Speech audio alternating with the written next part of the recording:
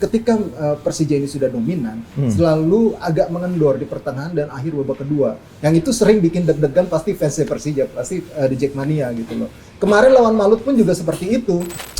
Di Persija itu winning 11-nya itu di babak pertama lawan Malut. Oke. Kalau menurut gue ya gitu. Karena mainnya benar-benar dinamis, hidup, ball possession-nya dari kaki ke kaki jalan, kanan kiri. Kalau Andri Tani blunder dikit aja, Margono nanti bisa. Jangan blunder lah ya. Iya lah.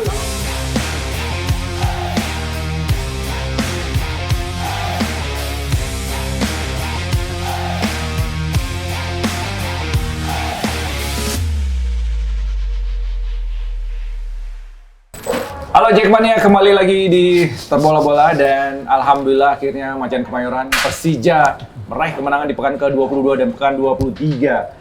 DJs mengalahkan PSM dengan skor 2-1, kemarin mengalahkan tuan rumah Malut ya dengan skor tipis juga 3-2. Banyak catatan menarik pastinya akan kita bahas pada hari ini dan bareng gue Niko dan juga ada Rais dan pastinya akan memberikan masukan-masukan insight nih buat tim Persija dan nanti bagaimana menghadapi Borneo di pekan ke-24. Oke, Rais. Ya. Sehat selalu ya. Iya. Bajunya keren nih kayaknya ini. Coba kasih lihat dong. Aduh, Ini gak enak kita. Pasti pada bingung ini ya. Lama ini. Persija tulisannya Pers. Ini gimana ceritanya? Ini waktu itu ada main bola lah gitu lah. Antara manajemen Persija sama teman-teman wartawan kan. Media ya. Ya media yang memang biasa meliput Persija. Nah, akhirnya diadakanlah itu ya ada jersey ini. Dapat. Keren banget. Itu logo asli kan? Asli. Tuh. Emblemannya asli. Boleh lah. Asli. Dibuat lagi yang Udah baru lama. ya. Betul, Tapi betul. ini menarik nih ya. Ya. Di pekan ke-22 kemarin, gue tanya teman-teman media nih. Jawabannya hampir sama. Sekarang ada lu, kenapa sampai VAR nggak ada PSM melawan Persija di JIS? Gue juga masih belum tahu pasti gimana ya, tapi memang secara infrastruktur harusnya itu nggak ada masalah. Harusnya nggak ada tapi masalah, kayaknya ini ada masalah soal koneksi sih kayaknya. Sinyal. Soal koneksi sinyal internet, kemungkinan besar ya itu nggak ada. Karena VAR-nya inaktif ya, jadi nggak bekerja gitu. Bukannya tidak dipasang VAR-nya, tapi nggak bekerja mungkin saat tes atau segala macam. Nah itu yang kayaknya perlu dievaluasi, karena kan sangat disayangkan ya. Yes. Dengan adanya situasi seperti ini, liga semakin ketat dan sudah teknologinya sudah maju. Kalau VAR-nya tidak bisa dimaksimalkan, ini sangat disayangkan. Dan pastinya akan menimbulkan kecurigaan-kecurigaan lah pasti kan. Tuan rumah yang disudutkan.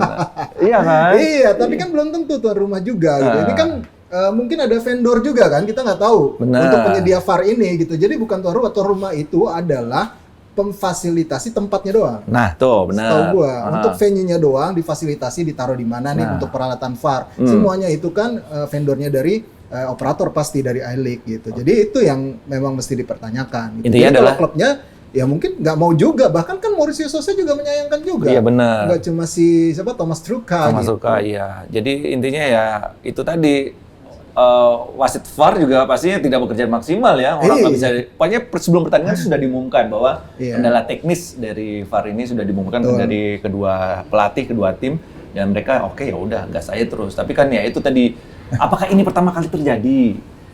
Gue lupa, kalau di Indonesia kayaknya ini pertama kali kayaknya. Pertama kali kan? Saya ingat gue kayaknya, karena kan ini baru full lagi kan ya, Iya. baru full lagi gitu. Tapi kayaknya ini pertama kali deh. Kalau sempat agak macet, mungkin pernah ya. Tapi kayaknya pertama kali untuk tidak sama sekali kayaknya. Tidak sama sekali. Bahkan kemarin tuh sempat ditunggu sampai babak pertama, apakah masih ada masalah? Ternyata iya masih ada masalah. Ya udah sampai pertandingan selesai akhirnya tidak tanpa VAR. Nah, dengan tidak adanya VAR, beberapa kejadian menarik nih. Seperti Sosa kan di kartu kuning. Di kartu kuning. Nah, itu dia memprotes kebijakan atau kinerja dari Asid Hakim Garis ya, yang telat mengangkat bendera karena dia mengingatkan bahwa jangan sampai mengandalkan VAR tuh nggak ada gitu maksudnya. Oh iya benar. Akhirnya dibuat kartu kuning karena protesnya terlalu keras. Terlalu keras. Tapi memang yang patut disoroti juga dari Mauricio Sosa ini emosinya terlalu meledak-ledak. Ini sebenarnya ya, karena kan memang seperti itu gitu loh ya, di tengah situasi tekanan atmosfer yang sangat tinggi, ya memang dia punya emosi yang mungkin kalau gue bilang salah satu pelatih yang cukup meledak-ledak ya dia gitu. Tapi ini kan bentuk juga ekspresi dia ingin memberikan yang terbaik terhadap timnya. Cuma memang ya patut diingatkan gitu, kalau untuk sekarang kan wasit-wasit itu di training adalah sequence-nya harus selesai dulu. Jadi baru diambil keputusan itu terutama untuk offset ya, karena kan akan sangat disayangkan. Tapi ini kan tidak ada VAR, ada benarnya juga. Iya ada benar, dia juga. ngingetin. Tapi kan wasit juga nggak ada salahnya gitu loh. Penyampaiannya terlalu keras. Iya, dia tetap menjalankan sesuai dengan apa yang sudah dia dapatkan gitu ya, pada saat penyegaran. Jadi ya serba salah juga, tapi apa yang dilakukan dua-duanya benar gitu. Kan tinggal bagaimana implementasinya si wasit ini bisa bekerja baik atau enggak, itu yang terpenting ketika mengambil keputusan gitu. Jangan sampai salah ketika nggak ada VAR, keputusan lo salah ya berabe gitu. Terus Sosa juga coach ya, maaf diredam dikit coach, bulan puasa diredam ini dikit, benar. Diredam dikit gitu, karena akan sangat disayangkan juga kalau dia nggak di pinggir lapangan. Iya itu. Terus ada satu kejadian menarik lagi, golnya Alano. Iya. Terus gol apa enggak sih? Yang lawan PSM ya? PSM. Kalau lihat dari tahan ulang berkali-kali, ya gue juga nggak bisa lihat karena ada dari satu sisi aja ya. Ada yang dari tribun penonton kan itu mengenai bagian bawah, ya bagian bawah lengan. Tapi kalau ada VAR itu mungkin bisa jadi jadi gol maksudnya bisa gitu. Ya itu tergantung dari persepsi masing-masing ya. Tapi yang pasti memang ya kalau gue melihat kemarin pada saat golnya Gustavo bukan Alano. Iya, golnya Gustavo. Golnya Almeida. Gustavo. Kalau gue ngelihat kalau dari situ sih ya harusnya sih gol. Harusnya gol kan? Iya kan? Harusnya gol. Iya, itu kesalahan dari kiper PSM itu. Iya. Terus ya harusnya gol itu. Makanya kita tuh dirugiin juga Persija kemarin, harusnya gol 3 lah. Terus sebelum golnya PSM juga ada pelanggaran sih sebenarnya. Udahlah ya, penting kita menang ya. Tapi credit point adalah ketika di bulan Ramadan ini berkah buat Aladin Ajari. Betul. Lawan PSM cetak gol pertama. Betul. Ya debut ya. Ini gimana, udah cocok belum di posisi itu? Udah mulai nyetel kayaknya. Jadi memang difungsikannya Ajrai ini sebagai seorang free roll ya. Kalau gue lihat ya. Karena dia ditempatkan lebih banyak bergerak di sayap, kemudian terkadang dia berlari di tengah, bahkan di sisi kanan gitu. Betul. Jadi dia diberi kebebasan sebagai seorang second striker sih kalau gue ngeliat ya gitu. Dalam skema 4-3-3 yang coba diusung sama Coach Mauricio Sosa atau 4-2-3-1. 4-2-3-1 gitu yang diusung sama Coach Mauricio Sosa. Jadi memang Ajrai ini punya peran bebas gitu. Karena pergerakannya sangat eksplosif di lini serang gitu. Jadi memang cukup merepotkan gawang lawan, jadi cukup membantu rekan-rekannya juga di depan kayak Gustavo, kayak Maxwell maupun Alano. Alano juga luar biasa ya di sisi sayap gitu. Jadi memang Ajrai ini difungsikan untuk itu, bukan sebagai mungkin ujung tombak utama nomor 9 seperti Gustavo Almeida, tapi perannya penting juga untuk menambah daya gedor. Sekarang aja Persija itu kan menjadi tim tersubur kedua ya, tertajam kedua setelah Malut United gitu. Tapi dengan hadirnya Ajrai ini bisa tambah lebih tajam lagi. Gokil ya. Kalau gue ngeliatnya. Lawan PSM mencetak gol, lawan Malut kemarin juga mencetak gol. Intinya lawan PSM apa catatan yang Rais punya nih yang pasti memang masih ya, kalau lawan PES itu masih ketika Persija ini sudah dominan selalu agak mengendor di pertengahan dan akhir babak kedua, yang itu sering bikin deg-degan pasti fans Persija, pasti The Jackmania gitu loh. Kemarin lawan Malut pun juga seperti itu, ya kan, mereka dominasi ball possession segala macam di babak pertama, tapi di babak kedua menit-menit akhir ya? Pertengahan menit-menit akhir lah. Itu yang mulai kayak kehilangan fokus, transisinya agak mulai kendor. Nah itu yang menjadi masalah dari Persija. Ini apakah ada pergantian pemain yang tidak sesuai dengan tekanan yang diberikan oleh Malut kemarin terutama itu? Kalau pergantian pemain ini sebenarnya sudah tepat lah apa yang pengen dimaksudkan sama Coach Mauricio Sosa. Pertama soal untuk menambah energi lagi, tetap terjaga konsistensi ya, permainan intensinya tetap terjaga gitu. Di samping itu tekanan lawan juga lebih intens memang. Cuma masalahnya kesiapan dari timnya ini nih, fokusnya harus lebih cepat untuk para pemain pengganti. Jangan sampai baru masuk nggak cepet tune in. Itu kan yang menjadi masalah. Ini dalam hatinya Jan Mota ya. Kenapa gue dimasukin pas lagi diserang-serang sih? Apes banget loh. Iya kan? Jan Mota kan juga dalam tekanan kan. Masuknya, dan dia akhirnya tidak bisa terlalu berbuat banyak juga gitu untuk bisa mendelay permainan atau mengkomposer permainan gitu. Kalau gue ngeliat sih kemarin ya masuk di dalam waktu yang nggak tepat, tapi mau nggak mau dia harus masuk. Karena untuk menjaga stabilitas permainan, intensitas permainan dari Persija, karena tekanannya begitu tinggi di akhir babak kedua gitu. Setelah gol kedua tuh mulai ada harapan, Dortmund mulai bersorak tuh. Wah, ditekan terus. Sen oke lah masih bisa memberikan kontribusi. Adit nih, si Warman ini. Sayang lu gimana nih? Sayang banget ya kemarin ya. Gue juga ngelihatnya itu yang agak-agak so-so ya, dia antara sengaja atau nggak sengaja sebenarnya. Jadi agak kecolek, terus dia tuh pengen entah apa mau gimana, akhirnya malah jadi kayak nyikut. Karena reaksi setelah dia nggak sengaja. Dia kaget itu. Kaget. Kok kena gitu? Iya, kaget. Tapi kan ya namanya wasit udah punya perspektif berbeda kan. Dan ada VAR lagi kan? Ada VAR. Ya memang kalau secara ini ya memang harus kartu. Harus kartu kuning. Harus kartu memang. Kalau secara regulasi lah, kalau itu udah nggak bisa dipikiri. Cuma kan masalah sengajanya atau enggak. Itu dia tuh. Ya akhirnya kan kenanya kartu kuning kan. Kartu kuning kedua ya. Nah pelajaran lagi ini buat pemain muda gitu kan. Ya harus bisa meredam emosi di bulan Ramadan ini. Warman, Adit, please. Ya, pembelajaran ya. Please jangan dihujat nih, pembelajaran nih. Apakah di pertandingan krusial ini memasukkan Adit bukan pilihan yang tepat? Iya sih, karena kan gimana ya? Soalnya kan mungkin gue nggak tahu ya di latihan itu apakah Van Basten Sosa menurut si coach Mauricio Sosanya. Itu kan jadi pertanyaan juga gitu. Akhirnya Aditya dapat kesempatan dan harusnya pemain muda seperti ini terus bisa maksimalkan. Dan sejauh ini sebenarnya Aditya bisa memaksimalkan itu gitu. Dia mampu menjawab kepercayaan di tengah ketatnya persaingan di lini tengah ya, apalagi dengan masuknya Jan Mata segala macam. Terus masuknya Adit ini juga diharapkan bisa menambah tenaganya tuh lebih kuat gitu di lini tengah. Karena kan persaingannya dengan lini tengahnya Malut juga kencang juga gitu. Jadi memang adanya Adit ini dengan sebagai pemain muda diharapkan energinya ini bisa menambah daya serang dari Persija. Di babak pertama berjalan. Tapi kan Adit belum masuk ya? Iya, Adit kan tapi belum masuk ya. Di babak pertama itu kalau gue lihat banyak peluang loh itu. Banyak peluang. Kalau gue ngeliat sih sebenarnya mungkin kalau gue ngeliat di Persija itu winning 11-nya itu di babak pertama lawan Malut. Kalau menurut gue ya gitu. Karena mainnya benar-benar dinamis, hidup, ball possession-nya dari kaki ke kaki jalan, kanan kiri, serangannya oke. Cuma ya beberapa peluang aja masih belum bisa dimaksimalin. Kalau kagak mah wah banyak tuh. Dahsyat tuh. Iya. Ini kalau ngomongin golnya Alen Ajari lagi di babak pertama ketika menghadapi Malut ya, nyetak gol lagi loh. Ini memang terbaik emang sini ya. Dia sampai mengatakan setelah pertandingan di press conference mengatakan dia pernah menghadapi pertandingan lebih berat dari ini katanya. Bahkan pernah bermain ketika bulan puasa pas sebelum maghrib, bayangin. Dia pernah berlari lebih dari ini.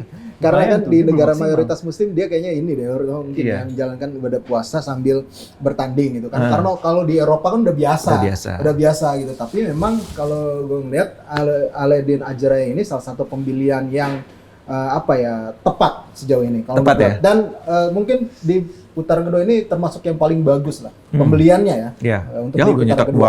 Iya, di putaran kedua. Kontribusi. Terus golnya Jordi Amat? Sundulan. Nah, itu juga top juga tuh. Kelas lah itu, memang kelas, memang harus diakui proses golnya juga kelas gitu, dan memang Jordinya juga tampil juga lumayan lugas ya di posisi gelandang bertahan lagi gitu. Jadi memang Jordi kayaknya memang bakal diplot jadi yang utama di situ deh. Kayak Van Basten Sosanya cadangan atau enggak nanti si Aditya Warman yang menjadi pelapisnya Jordi Amat. Jadi kalau Rizky Ridho ada, udah dua back tengahnya itu di plotnya adalah si Thales Lira sama Ridho. Kemudian Jordi Amat dinaikin. Kalau ada yang absen antara salah satu, baru Jordi Amat agak turun. Ini imbas dari coba-cobanya Coach Sosa ya, membuat akhirnya Jordi Amat kayaknya oke nih, menjadi nyawa di lini tengahnya Persija. Berimbas gak ke timnas nanti? Mudah-mudahan ya. Jadi tetap lo pilinginnya di tengah aja? Tergantung kebutuhan dari Hotman. Tapi kalau dari segi persaingan sekarang gitu, di lini tengah ini kan pemain-pemain senior semua, yang kalau misalnya Jordi Amat, ada Tom Haye gitu ya. Pelupesi. Iya, Pelupesi. Agak udah senior 30 lah, menginjak 30 gitu loh. Ya, jadi memang agak riskan juga kalau misalnya ditaruhnya semua pemain yang kayak begitu, dengan intensitas levelnya tinggi. Nah, itu berbahaya juga. Iya, jadi harus ada tenaga muda juga untuk mendampingi para pemain tersebut. Belum ada Mark Klok lagi misalnya di situ untuk bersaing. Jadi lumayan ketat gitu loh, walaupun ada Ricky Kambuaya juga gitu. Apalagi di belakang. Belum ada Nathan juga. Belakang ini udah berlimpah ya. Berlimpah ya. Selain Jordi Amat juga bisa di situ, Ridho, Hapner, J.I.J, Kevin Dix. Bisa semua di situ. Tunggu aja nanti di bulan Maret ya. Racikan dari John Hetman ini. Oke. Gol terakhir Persija. Ini sebuah kejelian dari Fabio, gokil ya. Dia ngebaca loh di umpan, terus dia giring dikit, flashing ujung kanan. Itu juga nggak gue duga ya, setelah mungkin agak sedikit drop setelah kebobolan, itu gol benar-benar ya mungkin menjadi salah satu pemata semangat lagi buat Malut United ya kalau menurut gue. Jadi memang sebuah gol yang benar-benar momentum, dapat momentumnya Fabio Calonego, dan perannya juga semalam juga luar biasa banget Fabio Calonegro. Mungkin tidak terlalu terlihat ya di dalam sebuah permainan, tapi perannya penting banget sebagai penyeimbang permainan. Beberapa kali juga, bahkan kan diawali dari umpan dia tuh gol yang pertama. Ke Tubaro. Iya, ke Tubaro langsung asis ya. Ke si Adjerai gitu. Jadi memang Fabio Calonegro ini pemain yang penting dalam skema permainan di Mauricio Sousa. Oke, kayaknya nggak tergantikan deh mungkin dia. Iya, benar kata Rais tadi di babak pertama ketika Malut, ya itu winning 11-nya Persija sejauh ini. Iya kan? Winning 11-nya Persija menurut gua musim ini ya itu di babak pertamanya Malut. Nah, tapi nih, walaupun kita berhasil meraih kemenangan di pekan kedua, pekan ke-23 dengan 3 poin, kebobolan 3 gol dari 2 laga. Itu yang jadi masalah sebenarnya. Transisi, kemudian kelemahan dalam antisipasi bola crossing. Ya kan, beberapa kali, bahkan yang terakhir kemarin golnya Malut pun seperti itu gitu. Ketika diajak untuk bola crossing itu kadang-kadang lepas. Bahkan ada satu momen juga untungnya David da Silva tuh di depan gawang itu tendangannya nggak kena bola, miss. Oh iya benar-benar. Kalau itu kena, aduh, bahaya sebenarnya gitu buat Persija.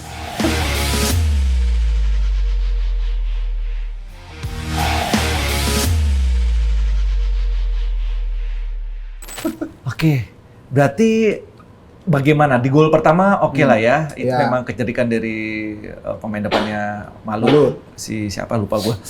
Nah yang kedua ini harusnya ada sebuah gerakan antisipasi. Iya, dari lini pertahanan. Dan juga kiper Andre Tani. Nah, kiper nih. Tapi kan ini juga keputusannya itu kan di dalam sebuah pertandingan yang dinamis seperti itu juga tos-tosan kiper. Gitu. Gua maju kalau nggak kena kelar. Kalaupun nggak maju juga diam aja juga berbahaya juga gitu. Kalau misalnya backnya juga kagak antisipasi gitu. Tapi lihat deh Jackman ya, 2 golnya kemarin Malut, ya boleh lah. Walaupun gue lihat ya Andre Tani nggak ada pergerakan sama sekali ya. Di gol pertama ada mati langkah. Tapi gol kedua ini loh yang harusnya ada refleks. Iya, mati kutu lah udah kalau udah posisi begitu. Aduh. Dia kan duganya kan juga pasti mengira itu si Thales bisa menghalau bola tapi nggak kena. Aduh. Momentumnya dapat memang itu David da Silva. Kalau jadi kiper gimana sih, harusnya maju aja menghal pakai tinju kayak itu 50-50. Kalau mau dalam tanda kutip berjudi ya memang harus tinju. Tapi kan dia memilih nggak mengambil itu. Oke. Itu balik lagi ke kematangan ya. Kalau Andre tadi udah kiper pengalaman, dia kan merasa mungkin wah gue nggak ngambil nih karena merasa kalau gue lompat lewat ya mendingan si yang head to head tuh backnya. Oke. Tapi ya Thales lagi-lagi ya kalah lewat juga. Ya, bahkan Andre Tani pun di press conference kan ngakuin ya wajar lah dalam pertandingan gue kebobolan 2 gol dalam situasi yang dinamis, dan dia juga merasa punya salah dalam kebobolan itu ya pasti karena kan ini permainan tim ya nggak bisa cuma 1-2 pemain aja bisa disalahkan ya. Karena ini organisasi di lini belakang secara keseluruhan. Nih, banyak evaluasi nih gitu. Dari 2 match kebobolan 3 gol. Menurut lu harus diperbaiki latihannya seperti apa sih biar nggak kebobolan bola seperti itu mulu gitu. Sebenarnya kalau intensitas pertandingan, ball possession, Persija tuh good sejauh ini, dominan. Kan di belakang. Di depan juga udah udah terbuktikan tim terproduktif lah sejauh ini yang kedua gitu setelah Malut United gitu. Cuma masalah transisi di lini belakangnya ini rapuh. Ketika transisi ini nekan terus nih. Ketika pertahanan tinggi, kadang-kadang suka kedodoran ketika menghadapi serangan balik dari pemain lawan, terutama para pemain cepat ya. Beberapa kali sering agak keteteran tuh. Nah itu yang karena kan back Persija ini technically ya, maksudnya ya cerdas lah gitu, punya visioner gitu, tapi nggak cepat. Nah ini yang kadang juga menjadi masalah. Gitu. Siapa yang harus mengcover dengan pemain yang cepat? Sebenarnya sih Rido kan, jadi mereka mau nggak mau harus mematikan lebih cepat aliran bola dari pemain lawan. Jadi ketika sudah ada pergerakan dari lini tengah gitu, ingin mengumpan, ya pasti udah siap-siap lah. Back ini udah pasti tahu lah back modern ini untuk lari gitu. Tapi terkadang terlambat untuk melakukan hal itu. Ya paling nggak pasti harus ada pelanggaran keras yang dilakukan. Kalau istilah katanya professional foul. Biar nggak kejadian. Iya. Sebelum balik badan tutup dulu ya. Pokoknya harus pressing, benar-benar pressing man to man. Jadi udah bukan zona gitu. Oke, ini perlu dievaluasi ketika menghadapi Borneo nanti di pekan ke-24 ya. Tapi terlepas dari semua itu kan kita menang 3 poin. Terus ada 1 gol yang dianulir, golnya Tubaro ya. Ya. Itu offside nggak sih? Gue tipis banget loh itu. Tipis, tapi yang dianggap offside tapi harusnya Tubaro ya. Yang satu gue lupa siapa ya, Adjerai atau siapa yang di satunya itu udah posisi offside duluan. Tapi kan ini kan si Tubaro ya, kayaknya sih tipis banget itu tangannya kayaknya. Tangannya tipis banget. Itu kapan sih Wenger rules dipakai itu kan? Jadi offside itu bener-bener lewat gitu kan? Bener ya, satu penuh ya. Satu penuh, bukan ya elah kita kan bukan robot ya. Iya, itu kapan sih berlaku belum ya? Belum ada. Masih lama ya. Masih diuji coba itu kayaknya deh. Kalau menurut gue sih ya, nggak perlu ada namanya offside. Kita lepas enak banget Niko. Lepas dari jebakan offside aja belum tentu bisa nyetak gol. Orang kan nendok pasti di depan kalau itu kayak gitu. dia. Belum tentu loh orang lepas dari offside bisa nyetak gol. Ya tapi kan tetap aja menguntungkan. Ntar tahu ngendok 2 orang mainnya jadi jelek ya dong udah, kalau berarti nggak ada offset. Evaluasinya adalah offset sepenuhnya dulu, lewat dulu full, nah itu baru ya. Kalau gue sih nggak usah pakai offsetan gitu. Orang lepas dari offset aja belum tentu bisa nyetak gol kok. Perdebatan soal offset panjang ya. Tapi kita akan membahas bagaimana evaluasi yang tadi katakan Rais, bahwa gol-gol yang seperti itu yang kebobolan ketika menghadapi Maluku jangan sampai terjadi ketika menghadapi Borneo. Nah, potensi Borneo sendiri, bagaimana untuk melakukan hal itu? Lebih berbahaya kan? Iya, memang Borneo ini sebenarnya lagi masa penurunan performa inkonsisten menurut gue sih. Inkonsisten. Kemarin mereka kalah lagi di kandang Dewa United. Gitu. Jadi memang Borneo ini lagi struggle juga nih untuk bisa terus berada di papan atas dan menghadapi laga-laga yang berat di laga tandang, dan terdekat adalah lawan Arema. Ya. Nah, itu kan kandang ya, kandang. Arema gitu. Jadi memang lawannya berat juga kan, Arema juga lagi on fire. Jadi memang Borneo itu juga butuh kemenangan untuk tetap menjaga persaingan di jalur juara juga, karena ambisinya kan lumayan juga sebenarnya Borneo dari 2 musim lalu yang sampai dia gagal udah juara fase reguler. Putaran pertama lah ya. Reguler sih. Reguler. Di championship-nya malah kedodoran karena banyak pemain yang cedera gitu atau 11 kemenangan beruntun lagi. Iya. Terus musim ini juga kan sempat cuma ya akhirnya kedodoran juga gitu ketika masuk ke pertengahan musim. Ya akhirnya sekarang persaingannya Persib, Persija, ya Borneo jadi ketiga gitu. Jadi memang tapi tetap harus hati-hati karena Borneo kerap membuat kejutan, terutama kalau Mariano Peralta-nya lagi on fire banget. Peralta. Oke, tapi don't worry ya, karena kemarin kalau gue lihat Borneo itu di awal-awal musim on fire karena banyak bermain di kandang. Ketika mulai melakukan laga tandang, udah mulailah itu. Inkonsistensi, ketangguhan tim Borneo mulai teruji ya. Tapi ya benar kata Rais, ketika Peralta on fire, nah itu. Nah, ketika menghadapi permainan cepat kan sudah kebaca tadi. Iya, jadi memang kalau untuk antisipasi crossing, Doni, Tri, Bruno Tubaro harusnya bisa melakukan itu ya, harusnya bisa gitu. Karena kan mereka juga cukup cepat juga gitu, pemain yang cukup cepat juga dan cukup punya inilah visi gitu mainnya. Cuma memang masalahnya kalau serangan balik. Kalau misalnya transisinya ya oke. Tapi ketika dia nyerang terus, tapi serangan baliknya cepat. Nah itu yang kadang-kadang sering kedodoran. Kalau pertahanannya tinggi banget nih. Iya, pertahanan tinggi. Iya. Ya, apalagi besok mainnya di JIS lagi kan. Iya, di JIS. Ya mudah-mudahan sih kayak lawan PSM mungkin ya. Ada beberapa kesalahan blunder-blunder lawan PSM, termasuk sama si Reza kan yang jadi gol. Reza tuh. Ya, mudah-mudahan sering lah blunder-blunder dari Borneo. Tapi kan kita berharapnya rumputnya bagus lagi. Gitu. Nggak hujan ya. Nggak hujan. Bener, banyak faktor teknis yang harus diperhatikan. Mudah-mudahan VAR-nya juga bisa pulih kembali ya, jangan ada kendala teknis. Tapi itu tadi ketika menghadapi Borneo di JIS, terakhir kali Persija menang melawan Borneo 2022. Iya memang. Sulit tuh, jangan anggap remeh. Lumayan sulit tuh, lawan untuk ngalahin Borneo itu lumayan sulit. Iya. Sejauh dalam beberapa musim terakhir ya untuk Persija Jakarta. Jadi memang gue ngelihat Borneo ini lawan yang tidak bisa dianggap remeh. Kadang Persija bisa kepleset juga ketika lagi running untuk jalur juara kayak gini di papan atas. Nah Persija kerap kepleset juga. Dan plesetnya itu sama Borneo kadang. Janganlah. Di kandang Malut siapa yang bisa menang di papan atas? Cuma Persija doang. Persib Malut kalah loh. Iya kan? Benar. Nah mudah-mudahan ini menghadapi Borneo jangan kepleset lagi. Cukup Semen Padang kemarin lah ya, di kandang Semen Padang kepleset. Lawan Arema juga kepleset. Borneo peluangnya seperti apa yang harus dilakukan Sosa nih ketika menghadapi Borneo? Gua rasa tetap harus tampil dominan ya untuk bisa terus menekan lawan. Cuma kan masalahnya soal stamina lagi, balik lagi. Intensitas permainannya bisa dijaga atau enggak nih untuk stabilnya sepanjang 90 menit. Karena kan itu yang menjadi kendala. Ketika lo dominan banget di babak pertama, menguasai ball possession, memberikan tekanan yang luar biasa ke gawang lawan dan belum bisa mencetak langsung banyak gol, itu akan menjadi bahaya gitu. Kalau klinis oke lah gitu loh. Tapi kan ini nggak klinis-klinis amat juga ketika banyak peluang yang masih terbuang gitu.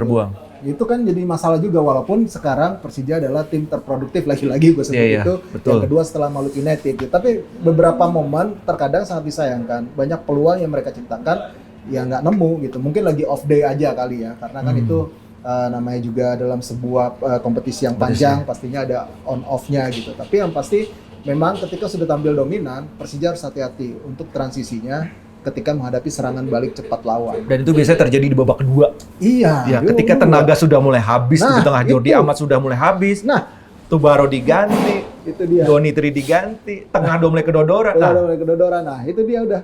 Ngos-ngosannya kelihatan loh. Kelihatan kemarin Malut, iya kan? Kelihatan. Itu dia tuh. Jadi intinya lah, ya di babak kedua 3-0 lah ya.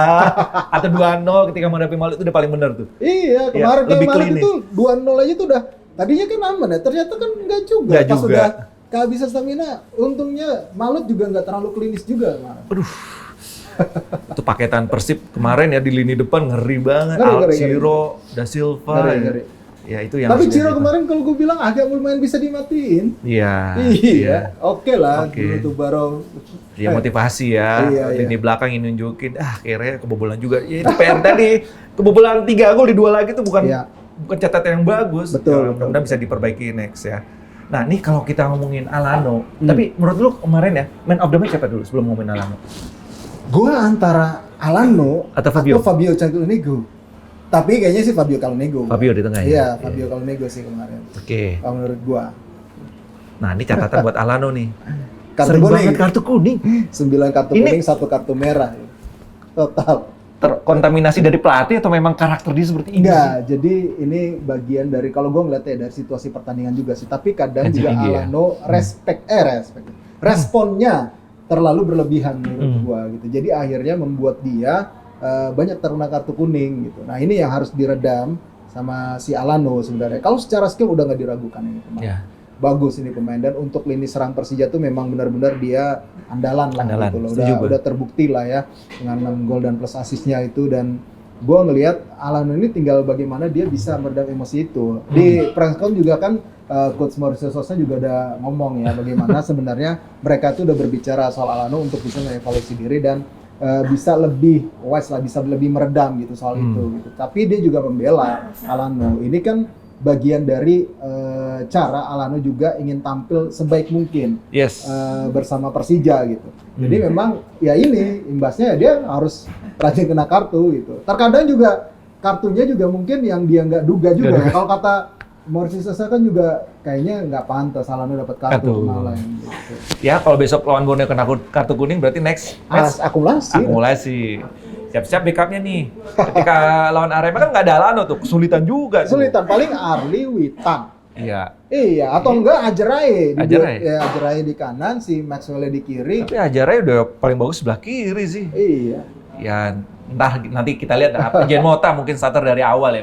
Belum pernah dicoba Jen Mota. Iya, betul. Tapi betul. Jen Mota kemarin malah nggak terlalu kelihatan lah. Nggak bisa dinilai juga ya. Nggak bisa lah, dia kemarin sering ya udah lepas bola gitu loh. Ya karena memang filosofinya yang coba dipakai sama Coach Sousa kemarin di akhir babak kedua itu, yang gue lihat memang kayaknya pengen main bertahan.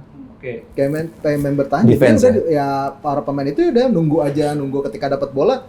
Ya kalau sendirian udah susah juga lawan 3 pemain lawan. Untuk serangan balik. Jadi memang belum terlalu kelihatan kemarin Jen Mota. Alano menjadi kunci. Aladin Ajarai udah makin oke. Sisi kanan masih Tubaro di atas Fajar. Aduh iya sih. Sejauh ini kalau gue ngeliat dari yang semalam ya Tubaro oke sih. Itu kalau golnya nggak dianulir, wah makin bersinar lagi tuh. Tubaro oke sih. Udah mulai lah kelihatan lah gitu. Iya. Udah mulai kelihatan.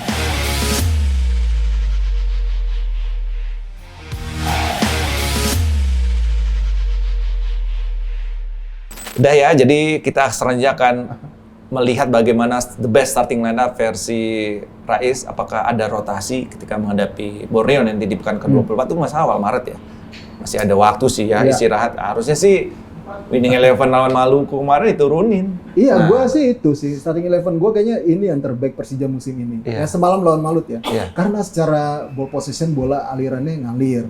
Kemudian tekanannya juga intensitasnya tinggi. Bagus. Cara bertahannya oke. Cuma kan memang ya lagi-lagi kondisi stamina. Akhirnya membuat ya nggak bohong juga gitu loh. Tapi secara untuk memberikan pressing tekanan di area pertahanan lawan itu starting 11-nya top yang semalam. Baik. Yang semalam tuh starting 11-nya top. Oke. Kan di sebelumnya bilang bahwa Margono nih kasih kesempatan. Apakah lawan Borneo kasih kesempatan nggak sih? Kayaknya enggak ada kalau ngeliat Andri Tani. Kalau ngeliat Andri Tani performanya oke. Serius nih? Kemarin pun bagus sih. Iya. Walaupun berapa penyelamatan Andri Tani kemarin? Iya. Ada satu dia yang gue salut ya. Dia bisa nangkep tendangan yang dia ditangkap gitu di terbang tuh dia tangkap tuh. Gue salut masih ada nih dia. Belum habis loh. Masih ada nih si Bagong. Belum habis dia gitu. Jadi memang Andri Tani ya lagi ketika dapat kesempatan ini dia lah ya top perform gitu. Cuma kan yang jadi masalah sekarang kalau Eduardo enggak bakal dipercaya juga apa enggak gitu. Jadi kalau pilihannya sekarang ya berarti si Mauricio Sousa ini lebih mengutamakan pemain outfield player gitu. Maksudnya pemain yang bukan kiper, pemain asing ya, khusus pemain asing ya. Karena kan ini keterbatasan pemain asing dia ngomongnya. Kota kan harus 9 pemain gitu. Itu yang jadi inti 2 cadangan. Jadi memang dia mikirnya ngapain gua nyayangin yang sebenarnya lebih bisa karena kualitas dua kipernya bagus sama-sama setara gitu dengan Carlos Eduardo. Gitu. Kalau Andri Tani blunder dikit aja, Margono nanti bisa. Jangan blunder lah ya. Iya lah, kalau blunder lah kita nggak ada yang mau. Iya. Jadi pokoknya setiap pertandingan next step adalah final gitu. Jangan anggap main-main lagi. Jadi tetap lawan Borneo Andri Tani. Iyalah, Andri Tani lah itu. Sama belakang. Baik. Ya belakang udah itu Rido, Teles, Lira, ya Bruno Tubaro, kirinya si Donitri, tengahnya Jordi Amat bareng sama Fabio Nego, terus satu lagi ada si Ajrai, terus ya di kanan Alano, kiri Maxwell, depannya Gustavo Almeida. Oke. Terus siapa pemain dari Borneo yang harus diantisipasi? Dikunci. Pasti udah Mariano Peralta. Itu pasti udah tugasnya si Bruno Tubaro itu. Biar Brazil itu aja yang bertarung. Bisa itu mah kok Peralta doang. Pergerakannya Peralta tuh di situ tuh. Lini tengah ada boleh waspadai. Iya, kayak Hirosnya ya pastilah. Tapi kan kayak Hiros itu kan tukang gebuk juga. Maksudnya kan dia yang ngeredam nanti mungkin siapa nanti lini tengah. Ajrai mungkin yang akan banyak dibenturin sama dia gitu. Kayak walaupun juga kayak Hirosnya juga lumayan oke juga secara untuk bola-bola ke depannya gitu. Berarti yang harus diantisipasi adalah transisi ya? Itu aja ya? Itu sih. Bisa, Malut aja. Persija tuh selalu kayak gitu loh. Guasain pertandingan, dominasi. Lawan Arema kayak begitu. Serangan balik cepet, kedodoran. Habis. Si Gebi itu ya? Iya, habis. Sisi kanan, sisi kiri kelar udah itu. Mau yang mana? Kalau udah main terlalu tinggi, back tengahnya nggak siap, apalagi bukan back cepat ya. Cuma back taktis gitu. Kelar. Kalau lawan pemain cepet mah, kayaknya mungkin pelatih-pelatih di Super League udah tahu hal itu deh. Tinggal nunggu momennya aja. Kalau Persijanya lengah, bahaya.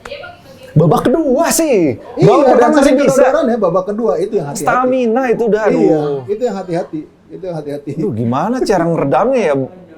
Wah, pemain kenceng lah masukin babak kedua di tengah untuk meredam kanan kiri. Makanya hati-hati. Lihat deh Coach Sousa nanti racikannya seperti apa. Oke, sekarang kita tebak skor ya. Di pekan ke-24 kira-kira siapa menang, siapa yang kalah kecuali Persija Borneo. Nanti baru ada skornya. Dewa United, Bayangkara. Dewa United, Bayangkara. Dewa. Walaupun Bayangkara lagi oke. Iya dong. Kemarin kan bener, 4-0. 3 kemenangan beruntun. Dewa United juga lagi oke. Dewa United tapi dia di kandang Dewa kan? Iya, di kandang Dewa. Ini seri lah kayaknya nih. Ini pemain-pemain Persija yang di klub lain bagus-bagus semuanya. Oke, Persebaya Persib. Nah, ini nih di kandang Persebaya. Tavares masa iya nggak menang nih? Makanya. Tapi gue menangnya imbang sih. Seri ya? Iya, imbang. Oke, nggak apa-apa deh. Kejar tipis-tipis. Salib di akhir. PSM, Persita. Aduh, Persita kemarin keples. PSM Persita. Gua tapi di kandang PSM ya? PSM. Imbang gua. Malah condong ke Persita. Oke. Ya. Madura sama MU. Iya, MU. Malut United. Oh, Madura Malut United. MU semua ini. MU sama MU. Derby MU. Tapi gua lebih ke Malut United. Malut ya? Iya. Iya. Kemudian Semen Padang, PSIM. Ini laga penentunya nasib si Dejan Anton deh. Ya gue sih bukan Semen Padang ya? Gue Semen Padang. Semen Padang. Kalau Semen Padang kalau ini kalah juga wah bahaya dia. Udah degradasi. Bahaya dia. Persija, Persis. Ini juga tim satu tim kesakitan juga Persis Solo nih. Iya. Gue sih megang Persijap lah. Iya Persijap. Persijap lah. Sama. Persijap gue. Persik, PSBS. Persik PSBS. Persik. Di kandang Persik tapi ya? Di kandang Persik. Ya, Persik. Arema Bali United. Oh, ini nih. Arema. Pokoknya ada tim Persija, pemain Persija sana. Terakhir Persija Borneo. Skor. Persija gua ngelihatnya kayaknya ini bakal jadi 2-1. Karena kayaknya nggak clean sheet lagi nih hari ini. Aduh. Kalau gua ngelihat. Ya apapun penting menang ya. Iya, penting menang. Penting kan? menang. Penting menang. 2-1. Iya. Nyetak gol. Nyetak gol kayaknya Ajrahe. Aladin Satu lagi. Maxwell. Enggak. Kayaknya si siapa ya? Dari tengah sih kayaknya nih. Kayaknya yang Jordi. dari tengah. Fabio. Yang bakal Fabio kayaknya. Fabio. Iya, kayaknya kalau nggak Fabio Alano sih. Oke. Gue 3-1. Wih, 3-1. Maxwell, Aladin, tengah satu antara Fabio atau Jordi. Oke. Sama kayak kemarin. Mungkin 4-1 kalau Tubaro kemarin. Wih. Pokoknya menang nih, menang telak. Menang banyak ya. Revenge di match pertama kan kalah. Iya, kalah telak lagi. Iya, telak 3-1. Ini Iya. harus ya seenggaknya sama lah 3-1. Iya, Bisa benar, ya. Gimana Jackman ya? Prediksi kalian, siapa starting line up kalian? Pastinya harus mendukung Persija ya. Oke. Ramekan JIS di pekan ke-24. Betul. Penuhkan, buat rekor lagi yang bagus, yang positif. Pokoknya dukung Persija untuk naik kemenangan menghadapi Borneo. Setiap laga selanjutnya adalah final, jadi dimanapun kita harus tetap dukung ya. Oke, terima kasih Rais. Sama-sama. Terima kasih Jackmania. Jangan lupa saksikan Terbola Bola di episode berikutnya. Gua Persija, gua champion.